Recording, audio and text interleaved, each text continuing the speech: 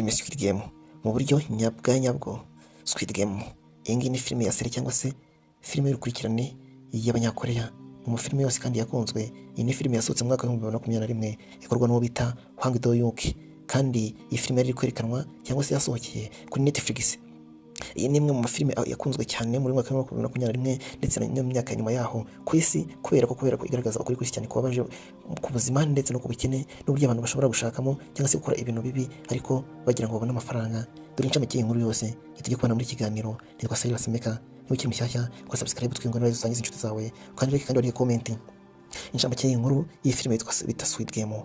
Iyi nkuru yibanda ku mugabo witwa Seong Ji-yoon cyangwa se uvuga ngo uyu ngo hano habarimo uyu umukinyi uwo bita Seong Ji-yoon. Uyu ni umukinyi cyangwa se player 456 ni umukinyi bijeho ukiri mu rumuri rutukura baraguhitana.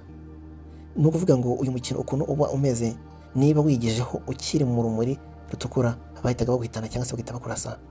Umukino wa kabiri yari tag of war cyangwa se gukurana umugozi cyangwa se kugendana umugozi uri kukurura. Hangaha ikipe itsinzwe igwa hasi kwicwa ako kanya. Hano bita amabozi cyangwa se amabuye yo gukina cyangwa kujugunya gutera hejuru. Ugomba gutsinda mugenzi wawe cyangwa se ukicwa. Umukino wa kane bita glass bridge. Hangaha yari ikiraro cy'ibirahure. Hangaha ugomba kunyura ku birahure bidamenyekana ibyakomeye ndetse n'ibyoroshye bigatese. Ngo uyu mukino ukuntu guteye hano kutambuka ku birahure cyangwa se mabozi bridge murabizi kari kiraro. Glass byo ni ibirahure. Ngo ibirahure hano gutambuka ku birahure habaga ibirahure byoroshye ndetse n'ibikomeye ariko batapfa kubimenya kubitandukanya. Wakanagera ku gikomeye wakomeza imbere, wakanagera ku cyoroshye ugahita ugwa hasi ugahita upfa. Ubwabyo bitewe naho hanukaga n'ubuhaname bwaho cyangwa se n'uburebure bwaho wahitaga upfa nta muntu kwishe. Umukino wa gatanu rero witwa Squid Game. Uyu nguyu ni umukino w'inkubi y'inkari. Uyu mukino w'inkubi y'inkari kandi umukino wa nyuma hagati y'abasigaye babiri. Uyu nguyu ari umukino wahuje abari basigaye muri uyu mukino babiri ndetse bagahangana, umwe agombaga kwica undi kugira ngo hasigare umwe utsinda.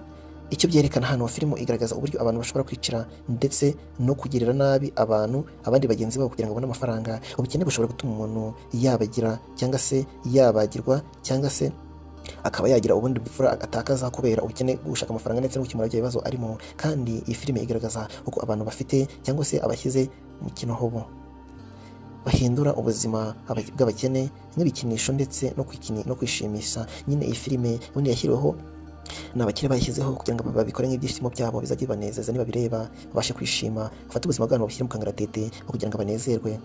Ubutumwa bwa Squid Game igaragaza ubusumbane bw'ubukungu mu isi iki gihe ndetse yibutsa abantu ko guharanira amafaranga gusa bishobora gusenya ubumuntu. Ni inkuru y'ubutabazi, amarira, urukundo no kubaho mu isi y'akarengane.